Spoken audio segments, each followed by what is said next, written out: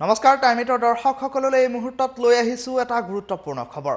সংসদত গৃহীত হোৱা তিনিখন কৃষি বিধেয়কক লৈ মুখ্যমন্ত্ৰী সৰ্বানন্দ সোণোৱালে কৰিলে গুৰুত্বপূৰ্ণ মন্তব্য। এই গুৰুত্বপূৰ্ণ খবৰটো জনাইছো টাইমিটৰ দৰ্শকসকলক। আৰু তিনিখন বিধেয়কে কৃষকসকলক উৎসাহ যোগাব বুলি মন্তব্য কৰিলে মুখ্যমন্ত্ৰী সৰ্বানন্দ সোণোৱালে।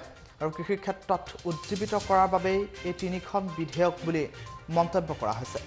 আৰু তিনিখন বিলৰ বাবে মধ্যভোগীয়ে ল'ব নোৱাৰিব সুবিধা। 2022লৈ কৃষকৰ আয় দুগুণ কৰাৰ লক্ষ্য লৈছে প্ৰধানমন্ত্ৰী নৰেন্দ্ৰ মোদীয়ে। আৰু নতুন বিধেয়কৰ বাবে আন ৰাজ্যলৈ বিক্ৰী কৰিব পাৰিব উৎপাদিত শস্য।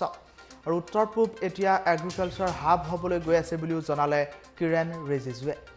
আত্মনিৰ্ভৰ ভাৰত অভিযানৰ অধীনত বিনিয়োগ কৰিব 1 লাখ কোটি টকা। আৰু সংসদত গৃহীত তিনিখন বিধেয়কে উৎসাহ যোগাব কৃষকক। এই মন্তব্য কৰিলে ৰাজ্যৰ মুখ্যমন্ত্ৰী সৰ্বানন্দ সোণোৱালে। শেহতীয়াকৈ দেখিবলৈ পোৱা গৈছে সংসদত গৃহীত হোৱা তিনিখন কৃষি বিধেয়কক লৈ উত্তাল হৈছে সমগ্ৰ দেশ। আৰু তাৰ মাজতে বিভিন্ন সময়ত দেখিবলৈ পোৱা গৈছে হৰতাল আৰম্ভ কৰিছে কৃষকসকলে। তাৰ মাজতে ৰাজ্যৰ মুখ্যমন্ত্ৰী সৰ্বানন্দ সোণোৱালে নতুনকৈ উত্থাপিত হোৱা তিনিখন কৃষি বিধেয়কৰ সন্দৰ্ভত কৰিলে গুৰুত্বপূৰ্ণ মন্তব্য। কৃষি বিল সন্দৰ্ভত মুখ্যমন্ত্ৰী সোণোৱালে কৰিলে বিশেষ মন্তব্য। আৰু এই বিধেয়কে উৎসাহ যোগাব কৃষকক আৰু কৃষি ক্ষেত্ৰ উজ্জীৱিত কৰাৰ বাবে তিনিখন বিধেয়ক বুলিও মন্তব্য কৰিছে ৰাজ্যৰ মুখ্যমন্ত্ৰী সৰ্বানন্দ সোণোৱালে। আৰু তিনিখন বিলৰ বাবে মধ্যভোগীয়ে কোনো ধৰণৰ সুবিধা ল'ব নোৱাৰিব বুলিও মন্তব্য কৰিছে সৰ্বানন্দ সোণোৱালে। আৰু 2022লৈ কৃষকৰ আয় দুগুণ কৰাৰ লক্ষ্য লৈছে প্ৰধানমন্ত্ৰী নৰেন্দ্ৰ মোদীয়ে। আৰু নতুন বিধেয়কৰ বাবে আন ৰাজ্যলৈ বিক্ৰী কৰিব পাৰিব উৎপাদিত শস্য। উত্তৰ পূব এতিয়া এগ্ৰিকালচাৰ হাব হ'বলৈ গৈ আছে বুলিও জনালে কিৰেণ ৰিজিজুৱে। আত্মনিৰ্ভৰ ভাৰত অভিযানৰ অধীনত বিনিয়োগ কৰিব 1 লাখ কোটি টকা।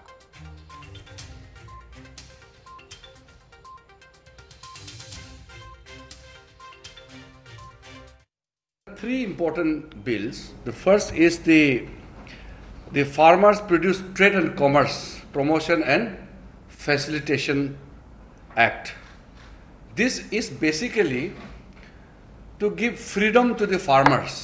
Through this bill, now farmers are free to sell their produce, not only in the local agriculture produce marketing committee which is formed as per the act, not only there, but intrastate or interstate.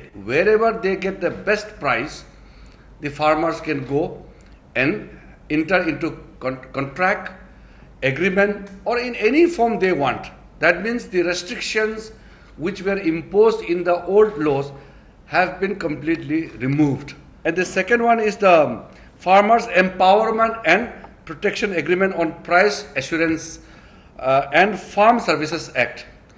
This is the mandatory support the farmers are entitled from the state. For example, if the farmers require better fertilizers, the farmers require technical support, scientific inputs, all kind of support to strengthen the farm sector or to increase the productivity of the farmers, the government will make all necessary arrangements to strengthen the farmers. So this is basically to give them a guarantee. The farmers will get the guarantee. And the third one is the Essential Commodities Act 1955. And this is basically in the very emergency situation like war, famine, or natural disaster, or a calamity of severe nature. And that time government can regulate few of the essential items. Most of the items have been removed.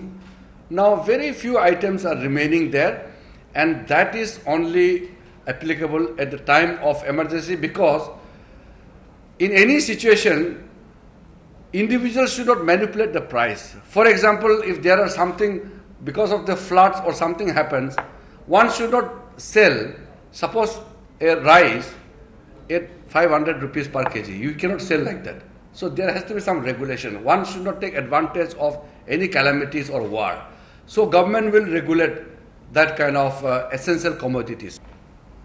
আমি বিশেষকৈ এই সংস্কাৰৰ যোগেদি ইতিমধ্যে অসমত যিকেইটা আমি পদক্ষেপ লৈছোঁ এই পদক্ষেপবিলাক অধিক ফলপ্ৰসূ হ'ব বজাৰৰ মানে যিটো সীমা এতিয়া কৃষকসকলৰ বাবে মুকলি কৰি দিয়া হ'ল কৃষকসকলৰ স্বইচ্ছাৰে তেখেতসকলে উচিত মূল্যত অনুজ্ঞাপত্ৰ থকা যিকোনো ব্যৱসায়ৰ সৈতে তেখেতসকলে নিজৰ বেচা কেনাটো সম্ভৱ কৰি তুলিব পাৰিব তিনিটা যি বিল ইতিমধ্যে পাৰ্লিয়ামেণ্টত পাছ হৈছে আৰু নিশ্চয় আপোনালোক জানে যে আমাৰ ভাৰতৰ প্ৰধানমন্ত্ৰীয়ে অহা 22 চনৰ ভিতৰত খেতিয়কসকলৰ আয় দুগুণ কৰিবৰ কাৰণে খেতিয়কসকলৰ কাৰণে বিভিন্ন আঁচনি ইতিমধ্যে হাতত লৈছে তাৰ উপৰিও তিনিটা বিল ইতিমধ্যে পাৰ্লিয়ামেণ্টত পাছ কৰা হৈছে আৰু এই বিলৰ বিষয়ে ইতিমধ্যে আমাৰ